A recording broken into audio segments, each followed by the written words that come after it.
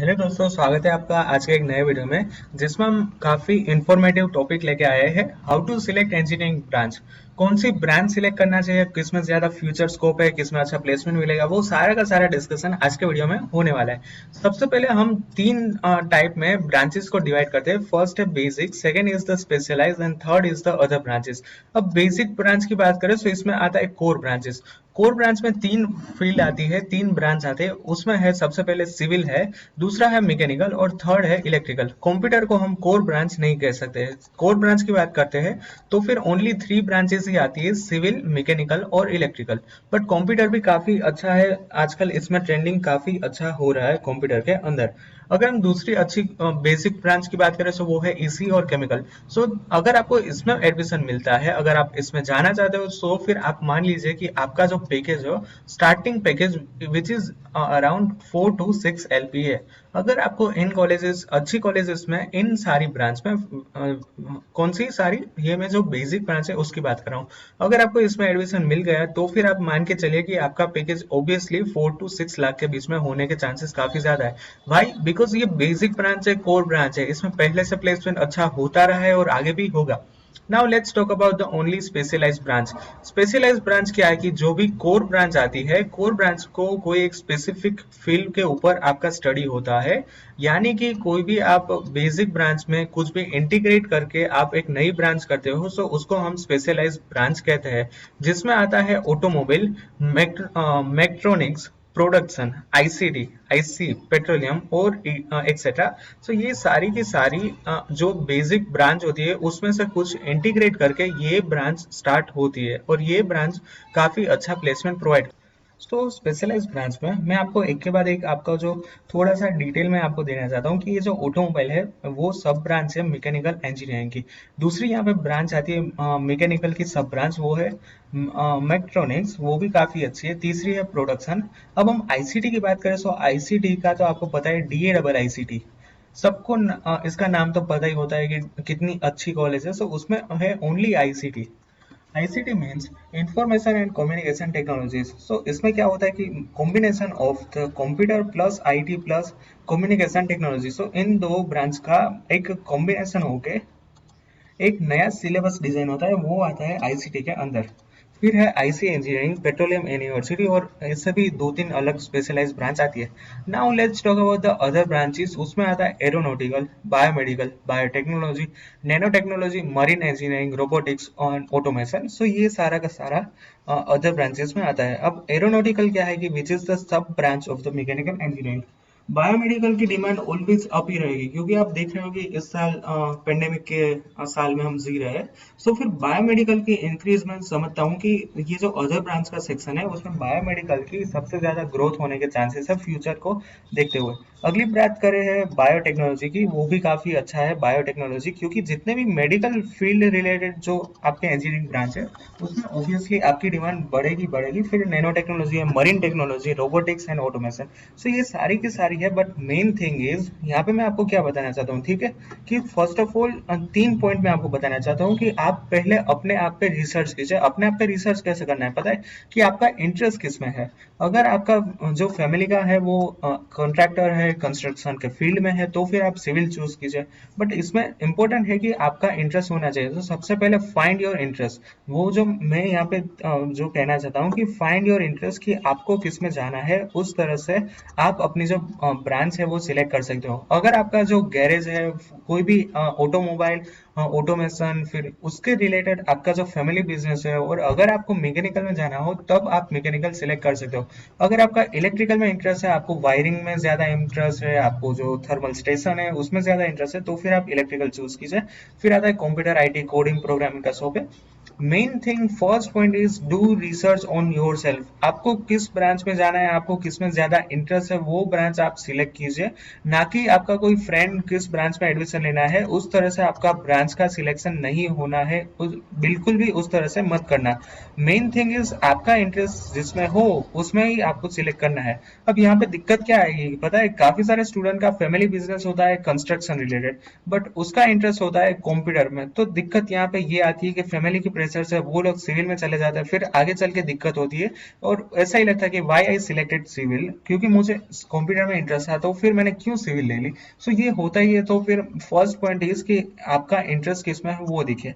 Second thing, जैसे कि मैंने बताया कि फैमिली का बिजनेस है तो फिर वो वेल एंड गुड, तभी आप जो फैमिली का बिजनेस है उसमें उसकी लाइन में आप एडमिशन लो तो भी अच्छा रहता है। सो सेकंड थिंग इज, जैसे कि मैंने बताया कि आपकी फैमिली ऑलरेडी उस इंजीनियरिंग फील्ड में वर्क कर रही है, उसके रिलेटेड आपके पास मनी है, आपकी कंपनी है, आपका जो कंस्ट्रक्शन का लाइन है वो है, तो फिर आप अपनी जो फैमिली की जो लाइन है इंजीनियरिंग की वो आप सिलेक्ट कर सकते हो।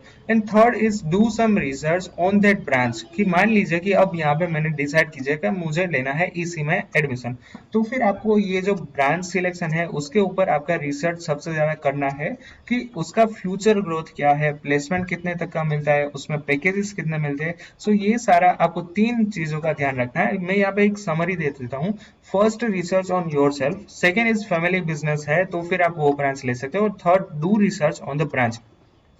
सो this is the main point about the branch selection. अब यहाँ पे मैं आपको छोटी सी बात एक और बताना चाहता हूँ कि मैंने मैकेनिकल और सिविल के लिए ऑलरेडी एक वीडियो बनाया है जिसमें मैंने फ्यूचर स्कोप के बारे में बताया। After completion of your civil and mechanical आपके पास कितने का पैकेज होगा, क्या जॉब रोल होगा, आपके पास किस तरह से जॉब मिलेगी। सो वो वीडियो एक बार जरूर से चेक करना है। सो हम सबसे इम्पोर्टेंट है कि डिमांड के ऊपर हम डिस्कशन करने वाले हैं। और ये जो डेटा है वो 2019 में कितने स्टूडेंट्स ने एडमिशन लिया था और इसमें है प्लेसमेंट में कितना इंटरेस्टेड है। सो सबसे पहले यहाँ पे जो रैंकिंग वाइज है उसमें आता है सबसे ऊपर कंप्यूटर और आईटी, जिसके अंदर 20,000 जितनी डिमांड थी और इसमें 2019 में 13,000 स्टूडेंट्स ने एडमिशन लिया था। और ये 2019 का डेटा है और इसमें से half of the students, nearly 50% admission placement के लिए अप्लाई किया था। अब हम सबसे ज्यादा डिमांडेड दूसरी ब्रांच की बात करें तो वो है mechanical.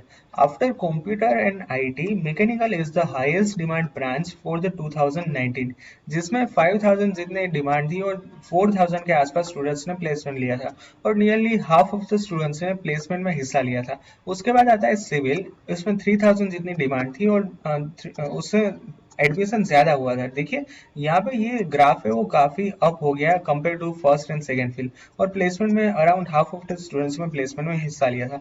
Next is the electrical engineering, जिसमें 2500 जितनी डिमांड थी, 2000 स्टूडेंट्स ने एडमिशन लिया था।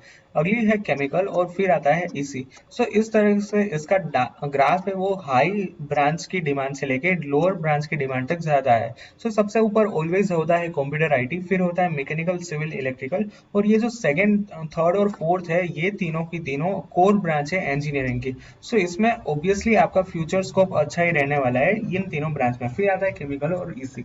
नाउ नेक्स्ट थिंग इज, मुझे मेरी पर्सनल फेवरेट, अगर आप मुझे मेरी तरह से देखना चाहते हो तो फर्स्ट मैं रखता हूँ सिविल, मैकेनिकल, इलेक्ट्रिकल और कंप्यूटर। ये चार ब्रांच ऐसी जिसकी डिमांड कभी खत्म नहीं होने वाली है। इसकी ग्रोथ बढ़ती ही जाएगी, बढ़ती ही जाएगी साल दर साल, कभी इसमें डाउनवर्ड्स मूवमेंट नहीं देखने को मिलेगा। क्योंकि आप देख रहे हो कि आजकल गवर्नमेंट ऑफ इंडिया काफी सारे नए नए प्रोजेक्ट अनाउंस कर रहे हैं, इंफ्रास्ट्रक्चर में डेवलपिंग हो रहा है, थर्मल स्टेशन हो रहा है, ऑटोमोबाइल में डेवलपिंग हो रहा है। अब जब भी जैसे आप न्यूज देखते हो तो अभी आपको पता होगा कि स्क्रैपिंग पॉलिसी है वो गवर्नमेंट ऑफ इंडिया ने अनाउंस कर दिए, तो उससे मैकेनिकल में काफी ज्यादा बेनिफिट होगा। इलेक्ट्रिकल में काफी नए थर्मल स्टेशन हो रहा है, सोलर पे काफी ज्यादा रिसर्च हो रहा है, कंप्यूटर में आईटी में बेंगलोर है, हैदराबाद है, कोलकाता है, ये सारे सिटीज में काफी अच्छा डेवलपिंग हो रहा है। और सिविल की बात करें तो इंफ्रास्ट्रक्चर में काफी नए नए प्रोजेक्ट्स आने वाले हैं, हाईवे में काफी सारे प्रोजेक्ट्स आ चुके हैं। सो ये चार ब्रांच मेरी पर्सनल बेस्ट है, पर्सनल फेवरेट है, ठीक है। यहाँ पे मैंने जैसे ये मेरी पहली जो स्लाइड थी, मैंने इसमें जिस तरह से आपको 3 पॉइंट दिए थे उस तरह से मैं अब आपको बताने वाला हूँ। Find your interest, do research, talk with others and then choose your branch. So सबसे पहले कि आप अपना इंटरेस्ट है वो किसमें है वो देखिए, उसके बाद उस फील्ड पे रिसर्च कीजिए कि उसकी डिमांड कैसी होगी, उसका फ्यूचर ग्रोथ कैसा होगा। दूसरे से बात कीजिए। यहाँ पे टॉक विथ अदर्स का मतलब क्या है कि आप अपनी फैमिली से बात कीजिए, आप अपने फ्रेंड्स के साथ बात कीजिए। और थर्ड थिंग इज कि मान लीजिए कि मुझे जाना है सिविल इंजीनियरिंग में। सो जो कोई भी अभी फोर्थ ईयर में है सिविल इंजीनियरिंग का, उसके साथ बात कीजिए, उसके साथ डिस्कशन कीजिए कि किस तरह का सिविल सिविल इंजीनियरिंग का जर्नी रही, उसमें क्या क्या सीखा, प्लेसमेंट किस तरह से होगा, जॉब रोल्स कितनी होगी, अगर मुझे सिविल इंजीनियरिंग में गवर्नमेंट जॉब लेना है तो मैं किस तरह से सिविल इंजीनियरिंग में जॉब ले सकता हूँ. So this is what I mean by talk with others. अगली बात है and then choose your branch. So after doing all of this steps, all of this 3 step जो मैंने इससे भी पहले भी बताया, after doing all of this step आपको अपनी ब्रांच है वो फाइनलाइज करनी है. सो इस तरह से आप अपना जो ब्रांच है उसका सिलेक्शन कर सकते हो. सो ये सबसे इम्पोर्टेंट है मेरे ख्याल से.